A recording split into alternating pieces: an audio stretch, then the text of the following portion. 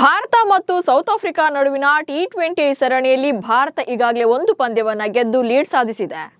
ಇವತ್ತು ಎರಡನೇ ಪಂದ್ಯ ಫಿಕ್ಸ್ ಆಗಿದೆ. ಈ ಮ್ಯಾಚಲ್ಲೂ ಕೂಡ ಭಾರತವೇ ಗೆಲ್ಲುವಂತ ಫೇವರೆಟ್ ಟೀಮ್. ಬ್ಯಾಟಿಂಗ್, ಬೌಲಿಂಗ್ ಹಾಗೆ ಫೀಲ್ಡಿಂಗ್ ಎಲ್ಲ ಕೂಡ ಚೆನ್ನಾಗೇ ಇದೆ. ಆದರೆ ಇರುವಂತ ಪ್ರಾಬ್ಲಮ್ ಏನಂದ್ರೆ ಕ್ಯಾಪ್ಟನ್ ಮತ್ತು ವೈಸ್ ಕ್ಯಾಪ್ಟನ್ ಕಳಪೆ ಫಾರ್ಮ್. ಒಂದು ಅಥವಾ ಎರಡು ಪಂದ್ಯ ಅಲ್ಲ, ಇಡೀ ವರ್ಷ ಇವರಿಬ್ರು ಕೂಡ ಬ್ಯಾಟಿಂಗ್ ನಲ್ಲಿ ಸ್ಟ್ರಗಲ್ ಮಾಡ್ತಾನೆ ಇದ್ದಾರೆ. ಟೆನ್ಷನ್ ಏನಂದ್ರೆ ಇನ್ನೆರಡು ತಿಂಗಳಲ್ಲಿ ಟಿ20 ವಿಶ್ವಕಪ್ ಸ್ಟಾರ್ಟ್ ಆಗುತ್ತೆ. ಇಲ್ಲೂ ಕೂಡ ಕೈ ಕೊಟ್ರೆ ಹೇಗೇನು ಅಂತ ಆತಂಕ ಶುರುವಾಗಿದೆ. ಹಾಗಾದ್ರೆ ಉಳಿದಿರುವಂತ 9 ಪಂದ್ಯ ಸೂರ್ಯ ಮತ್ತು ಗಿಲ್ ಪಾಲಿಗೆ ಡೂ ಆರ್ ಡೈ ಆಗುತ್ತಾ?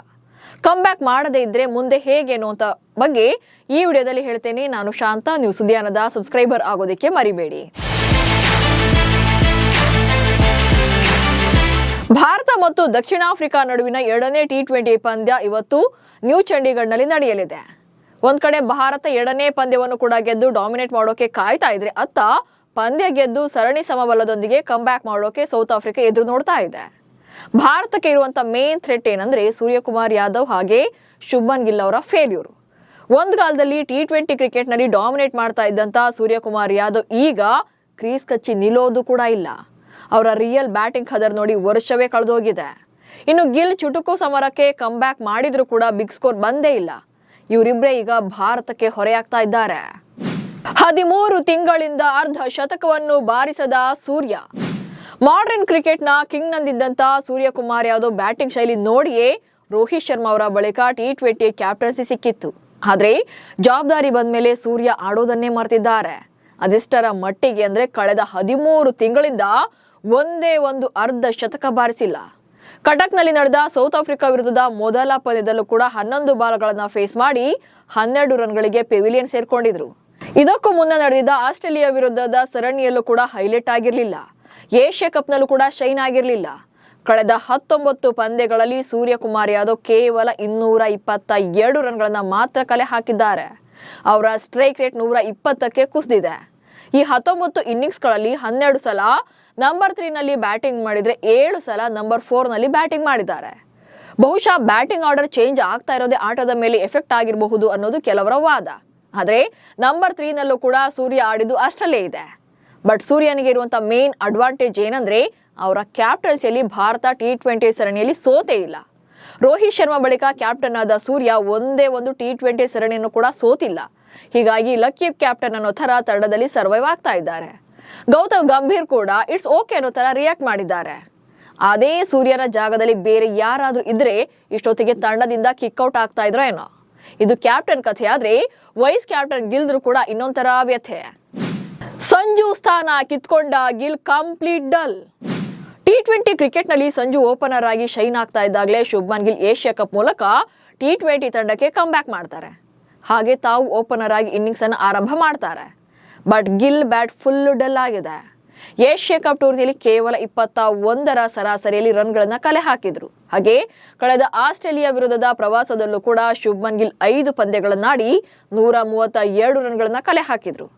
ಈಗ ಸೌತ್ ಆಫ್ರಿಕಾ ವಿರುದ್ಧದ ಮೊದಲ ಪಂದ್ಯದಲ್ಲೂ ಕೂಡ 4 ರನ್ಗಳಿಗೆ ಸುಸ್ತಾಗಿ ಪೆವಿಲಿಯನ್ ಸೇರ್ಕೊಂಡ್ರು. ಹೀಗಾಗಿ ಗಿಲ್ ಬದಲಿಗೆ ಬೇರೆಯವರಿಗೆ ಚಾನ್ಸ್ ಕೊಡಿ ಎನ್ನುವಂತ ಕೂಗು ಎದ್ದಿದೆ. ಯಶಸ್ವಿ ಜೈಸ್ವಾಲ್ ಹಾಗೆ ಸಂಜು ಸ್ಯಾಮ್ಸನ್ ಹೆಸರು ರೇಸ್ ನಲ್ಲಿದೆ. ಗಿಲ್ಗೆ ಹೋಲಿಸಿದ್ರೆ ಸಂಜು ಸ್ಯಾಮ್ಸನ್ ಹಾಗೆ ಜೈಸ್ವಾಲ್ ಬೆಟರ್ ಇದ್ದಾರೆ. ಒಂದು ಮ್ಯಾಚ್ ಅಲ್ಲಿ ಕೈ ಕೊಟ್ಟರು ಕೂಡ ಇನ್ನೊಂದು ಮ್ಯಾಚ್ ಅಲ್ಲಿ ಕಮ್ ಬ್ಯಾಕ್ ಮಾಡ್ತಾರೆ. ಹೀಗಾಗಿ ಸರಣಿಯಲ್ಲಿ ಗಿಲ್ ಫೇಲ್ ಆದ್ರೆ ಸೆಲೆಕ್ಷನ್ ಕಮಿಟಿ ಬೇರೆಯವರಿಗೆ ಚಾನ್ಸ್ ಕೊಡ್ಬೇಕಾಗುತ್ತೆ. ಸೊ ಈ ಸರಣಿ ಸೂರ್ಯ ಮತ್ತು ಗಿಲ್ ಪಾಲಿಗೆ ಡೂ ಆರ್ ಡೈ ಎನ್ನುವಂತಿದೆ. ಹಾಗೆ 2026ರ ಟಿ20 ವಿಶ್ವಕಪ್ ಹಿನ್ನೆಲೆಯಲ್ಲಿ ಬಿಸಿಸಿಐಗೂ ಕೂಡ ಮೋಸ್ಟ್ ಇಂಪಾರ್ಟೆಂಟ್ ಆಗುತ್ತೆ. ಸೂರ್ಯ ಮತ್ತು ಗಿಲ್ ಪರ್ಫಾರ್ಮೆನ್ಸ್ ತಂಡಕ್ಕೆ ಎಷ್ಟು ಮುಖ್ಯ ಅನ್ನೋದನ್ನ ಒಂದೊಂದಾಗೆ ನೋಡ್ತಾ ಹೋಗೋಣ. 2025ರಲ್ಲಿ ಸೂರ್ಯ ಮತ್ತು ಗಿಲ್ ಇಬ್ರು ಕೂಡ ಕಳಪೆ ಫಾರ್ಮ್ ನಲ್ಲಿದ್ದಾರೆ. ಎಸ್, ಸೂರ್ಯ ಟಿ20 ತಂಡದ captain, Shubman Gill vice captain. ಇಬ್ಬರಲ್ಲಿ ಒಬ್ರು ಕೂಡ ಕ್ಲಿಕ್ ಆಗಿಲ್ಲ.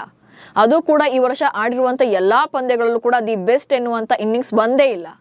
ಸೊ ಹೀಗಾಗಿ ಸೂರ್ಯ ಮತ್ತೆ ಗಿಲ್ ಇಬ್ರು ಕೂಡ ಕೈ ಕೊಡ್ತಾ ಇರೋದು ತಂಡಕ್ಕೆ ತುಂಬಾನೇ ಎಫೆಕ್ಟಿವ್ ಆಗ್ತಿದೆ. ಒಂದ್ ಕಡೆ ಅಭಿಷೇಕ್ ಶರ್ಮಾ ಓಪನರ್ ಆಗಿ ಇನ್ನಿಂಗ್ಸ್ ಅನ್ನು ಆರಂಭ ಮಾಡ್ತಾರೆ. ಅಭಿಷೇಕ್ ಶರ್ಮಾ ಜೊತೆ ಇನ್ನಿಂಗ್ಸ್ ಅನ್ನು ಆರಂಭ ಮಾಡುವಂತ ಗಿಲ್ ಕಡೆಯಿಂದ ಯಾವುದೇ ಒಳ್ಳೆಯ ಸಾಥ್ ಸಿಗ್ತಾ ಇಲ್ಲ.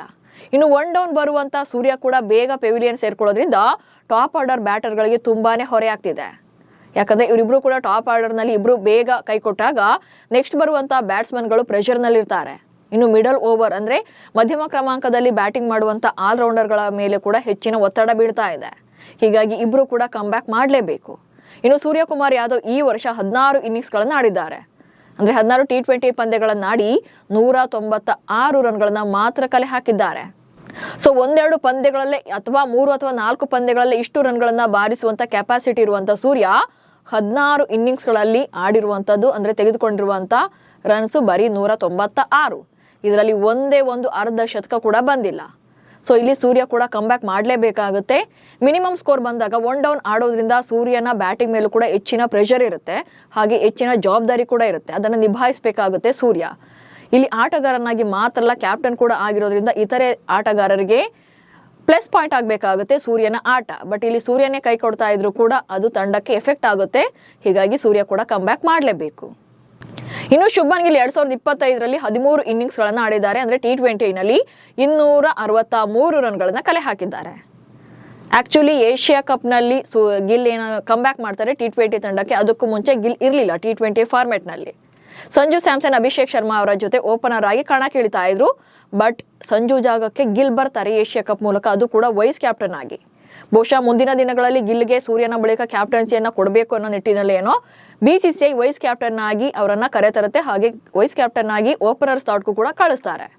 ಸೊ ಸಂಜು ಸ್ಯಾಮ್ಸನ್ ರನ್ನ ಮಧ್ಯಮ ಕ್ರಮಾಂಕಕ್ಕೆ ಕಳಿಸಿ ಗಿಲ್ ಫಸ್ಟ್ ಬಂದಾಗ ಅವರ ಮೇಲೆ ಹೆಚ್ಚಿನ ಜವಾಬ್ದಾರಿ ಇತ್ತು. ಸಂಜುಗಿಂತ ಒಳ್ಳೆ ಪರ್ಫಾರ್ಮೆನ್ಸ್ ನೀಡಬೇಕಾದಂತ ಪ್ರೆಷರ್ ಅವ್ರ ಮೇಲಿತ್ತು. ಬಟ್ ಗಿಲ್ ಕಂಪ್ಲೀಟ್ ಆಗಿ ಡಲ್ ಆಗಿದ್ದಾರೆ. ಇಡೀ ವರ್ಷ ಅಂದ್ರೆ ಈ ವರ್ಷ ಆಡಿರುವಂತಹ 13 ಇನ್ನಿಂಗ್ಸ್ಗಳಲ್ಲಿ 263 ರನ್ಗಳಷ್ಟೇ ಬಂದಿದೆ. ಗಿಲ್ ಬ್ಯಾಟ್ ಇಂದ ಕೂಡ ಒಂದೇ ಒಂದು ಅರ್ಧ ಶತಕ ಬಂದಿಲ್ಲ ಅನ್ನೋದನ್ನ ಇಲ್ಲಿ ನಾವು ಗಮನಿಸಲೇಬೇಕು. ಅಂಡ್ ಕ್ಯಾಪ್ಟನ್ ಮತ್ತು ವೈಸ್ ಕ್ಯಾಪ್ಟನ್ ಆಗಿ ಇಬ್ರು ಕೂಡ ಫ್ಲಾಪ್ ಶೋ ತೋರಿಸ್ತಿದ್ದಾರೆ. Suryakumar Yadav captain, vice captain Shubman Gill, ಇಬ್ಬರಲ್ಲಿ ಒಬ್ಬರಾದ್ರೂ ಕೂಡ ಕ್ಲಿಕ್ ಆಗ್ಬೇಕಿತ್ತು. ಯಾಕಂದ್ರೆ ಇಡೀ ತಂಡಕ್ಕೆ ಮಾದರಿ ಆಗ್ತಾ ಇತ್ತು. ಬಟ್ ಇವರಿಬ್ಬರೇ ಇಲ್ಲಿ ಕೈ ಕೊಡ್ತಾ ಇರೋದು ತಂಡಕ್ಕೆ ಎಲ್ಲೋ ಒಂದ್ ಕಡೆ ಮೈನಸ್ ಆಗ್ತಾ ಇದೆ. ಅಂಡ್ 2026ರ T20 ವಿಶ್ವಕಪ್ಗೂ ಮುನ್ನ 9 ಪಂದ್ಯಗಳಷ್ಟೇ ಬಾಕಿ ಇದೆ. ಕಳೆದ 10, 15, 16 ಇನ್ನಿಂಗ್ಸ್ಗಳಲ್ಲಿ ಇವರಿಬ್ರು ಕೂಡ ಆಡಿಲ್ಲ ಚೆನ್ನಾಗಿ. ಬಟ್ ಮುಂದೆ T20 ವಿಶ್ವಕಪ್ಗೆ ಉಳಿದಿರುವಂತದ್ದು ಅಂದ್ರೆ ಟೀಮ್ ಇಂಡಿಯಾ ಮುಂದೆ T20 ವಿಶ್ವಕಪ್ಗೂ ಮುನ್ನ T20 ಮಾದರಿಯಲ್ಲಿ ಕೇವಲ 9 ಪಂದ್ಯಗಳನ್ನ ಮಾತ್ರ ಆಡುತ್ತೆ. ಅದು ಸೌತ್ ಆಫ್ರಿಕಾ ವಿರುದ್ಧ ಹಾಗೆ ನ್ಯೂಜಿಲೆಂಡ್ ವಿರುದ್ಧ. ಸೌತ್ ಆಫ್ರಿಕಾ ವಿರುದ್ಧ ಆಲ್ರೆಡಿ 1 ಪಂದ್ಯ ಆಗಿದೆ. 5 ಪಂದ್ಯಗಳ ಸರಣಿಯಲ್ಲಿ ಇನ್ನ 4 ಪಂದ್ಯಗಳು ಬಾಕಿ ಉಳಿದಿವೆ. ಆನಂತರ ಜನವರಿಯಲ್ಲಿ 5 ಪಂದ್ಯಗಳನ್ನ ನ್ಯೂಜಿಲೆಂಡ್ ವಿರುದ್ಧ ಭಾರತ ತವರಿನಲ್ಲೇ ಆಡುತ್ತೆ. ಹೀಗಾಗಿ 2026ರ T20 ವಿಶ್ವಕಪ್ಗೂ ಮುನ್ನ ಉಳಿದಿರುವಂತ ಈ 9 ಪಂದ್ಯಗಳಲ್ಲಿ ಇವರಿಬ್ರು ಕೂಡ ಕಮ್ಬ್ಯಾಕ್ ಮಾಡಲೇಬೇಕಾಗುತ್ತೆ. ಸೊ ಸೌತ್ ಆಫ್ರಿಕಾ ಹಾಗೆ ನ್ಯೂಜಿಲೆಂಡ್ ವಿರುದ್ಧ ಕಮ್ಬ್ಯಾಕ್ ಮಾಡುವಂತ ಚಾಲೆಂಜ್ ಇಬ್ಬರ ಮೇಲೂ ಕೂಡ ಇದೆ. ಯಾಕಂದ್ರೆ ಉಳಿದಿರುವಂತ ಇಷ್ಟು ಪಂದ್ಯಗಳಲ್ಲಿ ಆಡಿದ್ರೆ ಮಾತ್ರ ಅವರು T20 ವಿಶ್ವಕಪ್ನಲ್ಲೂ ಕೂಡ ಅದ್ಭುತ ಪ್ರದರ್ಶನ ನೀಡೋಕೆ ಸಾಧ್ಯ. ಹಾಗೆ T20ನಲ್ಲಿ ಹೇಗೆ ತಂಡ ಡಾಮಿನೇಟ್ ಮಾಡ್ತಿದ್ಯೋ ಅದಕ್ಕೆ ಇನ್ನಷ್ಟು ಸ್ಟ್ರೆಂತ್ ಸಿಕ್ಕಂತಾಗುತ್ತೆ. ಅಥವಾ ಇವರಿಬ್ರು ಕೂಡ ಡಲ್ ಆದ್ರೆ ಇಡೀ ತಂಡದ ಮೇಲೆ ಎಫೆಕ್ಟ್ ಬೀಳುವಂತ ಸಾಧ್ಯತೆ ಕೂಡ ಇರುತ್ತೆ. ಹೀಗಾಗಿ ಇಬ್ರು ಕೂಡ ಕಮ್ಬ್ಯಾಕ್ ಮಾಡಲೇಬೇಕು.